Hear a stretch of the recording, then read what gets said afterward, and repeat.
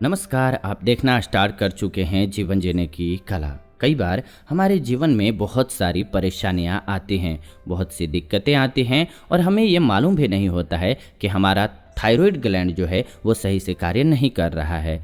Thyroid gland जो होता है ये हमारे शरीर में गर्दन के बीचों बीच एक ऑर्गन के रूप में होता है और इसका कार्य होता है हमारे शरीर में थार्मोन हार्मोन्स को पैदा करना। थायराइड हार्मोन्स जो है वो हमारे शरीर के लिए बहुत ही ज़रूरी हार्मोन्स है। ये हमारे शरीर में दिल, दिमाग, स्किन, बाल और मांसपेशियों के ऊपर बहुत ज़्यादा असर करता है। इसीलिए जाहिर सी बात है कि अगर किसी कारणवश थायराइड ग्लैंड हमारा सही से कार्य नहीं करता है या कार्य करना कम कर देता है या फिर ज़्यादा स्टार्ट कर देता है तो दोनों ही सूरतों में हमारे शरीर में बीमारियां आ जाती हैं। कई बार ऐसा होता है कि किसी भी कारणवश थायराइड ग्लैंड जो है वो ज़्यादा थायराइड ग्लैंड में थायराइड पैदा करने लग जाता है, यानी कि स्राव उसका ज़्यादा होने लगता है। इसे हम सभी हाइपरथायराइडिज्म कहते हैं। इसी कारणवश कई बार ऐसा भी होता है थायराइड ग्लैंड जो है वो हार्मोन कम पैदा करने लगता है।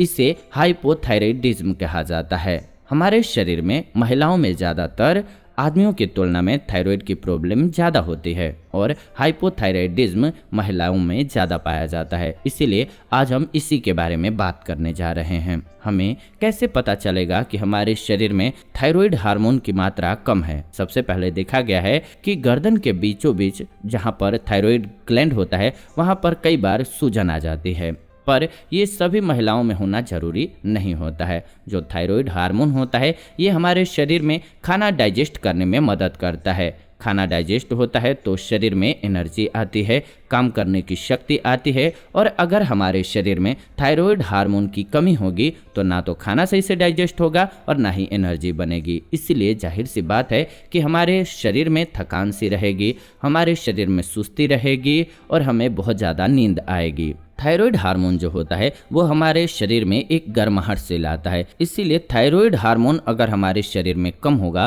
तो वो हमेशा ठंड की समस्या आपको महसूस कराता रहेगा। ये भी देखा गया है कि थायराइड की मात्रा अगर हमारे शरीर में कम है तो हमारा वजन वो बिना कुछ खाए पिए, बिना कुछ डाइट को बदलाव किए हुए या जीवन शैली को बदला हुए आपका शरीर मोटा होने लग जाएगा, आपका वजन बढ़ने लग जाएगा। इस स्थिति में थोड़ा सा हार्मोन भी अगर आपके शरीर में कम होता है तो 2 या 3 महीने में हमारा 2 से 2.5 kg वजन बढ़ जाता है। इसके अलावा अगर हमारे शरीर में थायराइड हार्मोन कम पैदा होता है तो हमारे बाल जगह से टूटने लगेंगे, हमारी स्किन रूखी होने लग जाएगी और नाखून भी बहुत कच्चे और टूटने शुरू हो जाते हैं, अच्छे नहीं लगते हैं। हमारे मांसपेशियों में दर्द सा रहने लगता है, पैरों में दर्द रहने लगता है। कई बार ये भी देखा गया है कि महिलाओं में कब्ज की शिकायत होने लग जाती है। अब हम बात करते हैं कि थायराइड हार्मोन की कमी होने से हमारे पीरियड्स के ऊपर क्या असर पड़ता है। ये बहुत ही कॉमन प्रॉब्लम है माताओं बहनों की। कई माताओं बहनों को पीरियड्स अनियमित होने की समस्या होती है। बहुत दिनों तक वो इससे परेशान रहती हैं, इलाज भी कराती हैं और पता नहीं होता है कि आपको थायराइड की समस्या है। अगर हमारे शरीर में थायराइड हार्मोन वो कम पैदा हो रहा है तो हमारे पीरियड्स कम हो सकते हैं। इसका मतलब हुआ कि उसके अंदर जो ब्लीडिंग है वो कम हो सकती है, ब्लीडिंग ज़्यादा भी हो सकती है, पीरियड्स जो है अनियमित हो सकता है, इरेगुलर हो सकता है, महीना जो है यानी कि पीरियड जो है वो समय बदल करके आने लगेगा, सही समय पर नहीं आएगा या फिर रुक जाएगा। इन सभी कारणों से बहुत परेशान होंगे, ये बहुत स्वाभाविक है। तो इस समय आपको डॉक्टर के पास जा कर के टेस्ट कराना चाहिए। थायराइड ग्लैंड में कितना हार्मोन पैदा हो रहा है इसके लिए टेस्ट किया जाता है। अगर हम सभी प्रेगनेंसी की बात करें तो देखा जाता है कि अगर हमारे शरीर में थायराइड हार्मोन की मात्रा कम है तो हमें कंसीव करने में यानी कि प्रेग्नेंट होने में दिक्कत आती है। जो कि हमारे शरीर में ओवरी होती है उसमें से ओवुलेशन होता है, जिसको हम सभी कहते हैं कि अंडा ओवरी से बाहर निकल रहा है। अगर हमारे शरीर में थायराइड हार्मोन कम होता है तो उस ओवुलेशन को रोक देता है। इसीलिए चाहे आपके पीरियड रेगुलर भी आ रहे होते हैं पर ओव्यूलेशन नहीं होता है तो प्रेगनेंसी होने में दिक्कत आ सकती है। इसके अलावा अगर आप प्रेग्नेंट हो भी जाते हैं तो कई बार मिसकैरेज की समस्या हो सकती है, या अगर बच्चा ठहर भी गया है तो समय से पहले उसका जन्म हो सकता है। अगर माँ को प्रेगनेंसी के दौरान थायराइड की समस्या रही है तो बच्चे में भी थायराइड हार्मोन की समस्या हो सकती है। थायराइड हार्मोन की कमी से बच्चे को दिल की परेशानी हो सकती है, यानी कि हार्ट डिफेक्ट हो सकता है, उसका दिमाग भी स्लो हो सकता है, कमज़ोर हो सकता है। इसीलिए बहुत ज़रूरी है कि हमें थायराइड हार्मोन का चेकअप कराते रहना चाहिए, टेस्ट कराते रहना चाहिए और देखना चाहिए कि अगर हमारा थायराइड हार्मोन कम है तो उसका इलाज करवाना है हमें, क्योंकि अगर हम ऐसा नहीं करेंगे तो हमारे शरीर में जो कोलेस्ट्रॉल की मात्रा है वो बढ़ता जाएगा और हमें हार्ट अटैक की समस्या हो सकती है या स्ट्रोक का दौरा भी पड़ सकता है।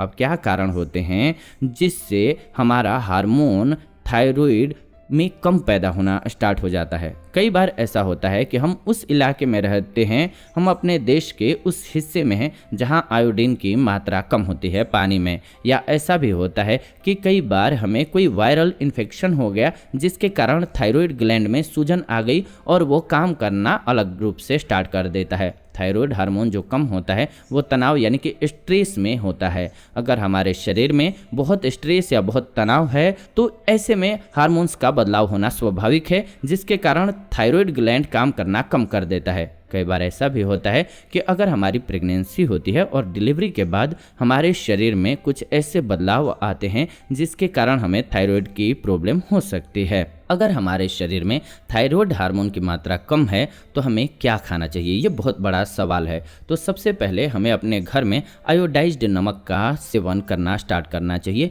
ये बहुत इंपॉर्टेंट है। इसके अलावा आपको बादाम का सेवन करना चाहिए या फिर काजू का सेवन करना चाहिए। ये दोनों ही आपके शरीर में एक मिनरल होता है सेलेनियम, इसकी मात्रा को बढ़ाता है और बैलेंस करता है, जिसकी वजह से थायराइड ग्लैंड को सपोर्ट मिल जाता है और आपका थायराइड बैलेंस होने लगता है। इसके अलावा आप दूध और दही का सेवन कीजिए। इस स्थिति में क्या करना है, आपको एक सप्ताह में 3 घंटे सैर, योगा या कोई भी एक्सरसाइज जरूर करना है। कुछ भी हो जाए आपको 3 घंटे लगातार 3 महीने के लिए जरूर करना है एक्सरसाइज, चाहे जो भी हो जाए। इसके अलावा अगर आपका मूड स्विंग हो रहा है, बदल रहा है, क्योंकि थायराइड का जो हार्मोन है वो कम होता है तो हम चिड़चिड़े हो सकते हैं, हम बहुत मूडी हो सकते हैं, ये होता है, तो आप योगा और मेडिटेशन का उपयोग करना स्टार्ट कीजिए, ये बहुत ज़रूरी है। अब ऐसे में क्या नहीं खाना है, तो हमें किसी भी प्रकार के मीट का सेवन नहीं करना है, मांसाहार का सेवन नहीं करना है। इसके अलावा बंद गोभी का सेवन नहीं करना है, गोभी नहीं लेना है, पत्ता गोभी नहीं लेना है,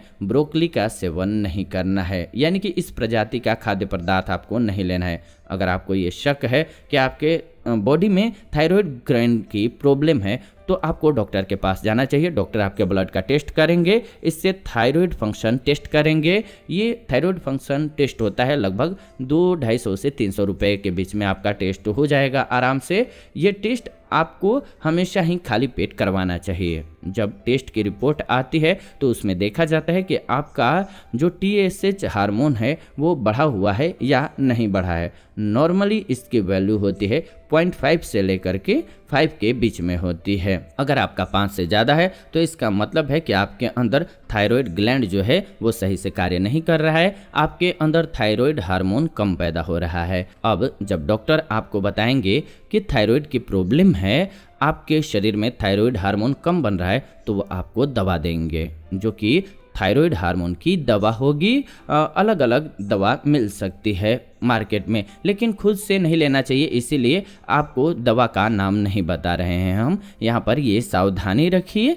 इसीलिए आप डॉक्टर पर ये इस चीज़ को देखिए, एक बार टेस्ट कराइए, थायराइड कितना बढ़ा हुआ है या कितना कम है, उसके अनुसार आपको दवा देना बेहतर होता है। ये दवा सुबह खाली पेट नाश्ते से पहले लेनी होती है, या फिर ऐसा कर सकते हैं कि सुबह की चाय को लेने से पहले ही दवा ले लेते हैं। इसके अलावा आपको अपना थायराइड टेस्ट जरूर कराते रहना चाहिए।